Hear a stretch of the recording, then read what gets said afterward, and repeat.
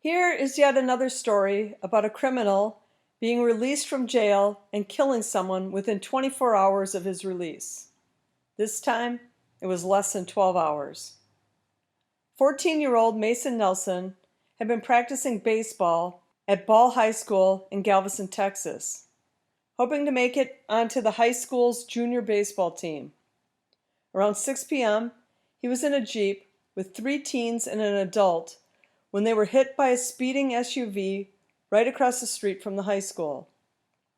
The driver of that SUV, 28-year-old Keith Brazier, had been drinking and driving at the time of his accident. He had also been released from prison that morning on parole after serving time for his 3rd DWI offense he committed in January of 2021. He was charged with murder for the death of Mason. 2 others in the car were critically injured as well, and he is being held on a $500,000 bond. Mason had been raised by his father, who described his son as his best friend. Our justice system has become far too lax on releasing people back into society and does absolutely nothing to rehabilitate these people. Brazier had had 3 previous DWI offenses and literally left prison, got drunk, drove again, and killed someone.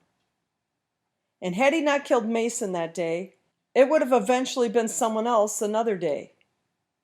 Texas has a 3 strikes law, but likely only Brazier's 3rd DWI would have qualified as a strike. And it also has to be noted that he was being held on a $500,000 bond. So if he was able to get bailed out, he'd be back out on the streets. And what do you think he would do with that time? I understand prisons are crowded, but if he was allowed to go free till trial, the likelihood of him drinking and driving again is very high.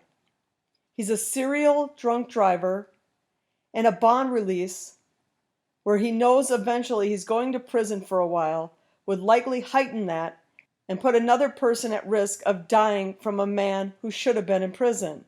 The problem is that releasing the criminal not only affects the lives of others, innocent people in most cases, but negatively affects the criminal as well. His dad's life will never be the same. He lost what he described as his best friend. And Brazier's life will never be the same, because he's likely going to prison for 10, 15, 20 years, at least. Serial anything should have a greater penalty regardless of what it is. And 3 DWIs, one in 2016, one in 2018, and one in 2021, show a pattern of a serial drunk driver. His 3rd offense should have put him in jail a lot longer than he was there for. 1 DWI, fine. People make mistakes. Fine. 2, there should be a harsh penalty for that. And 3, there's a pattern and should be dealt with accordingly. Call an Uber. Drink at home. Sleep in a cardboard box next to the bar, but don't drink and drive.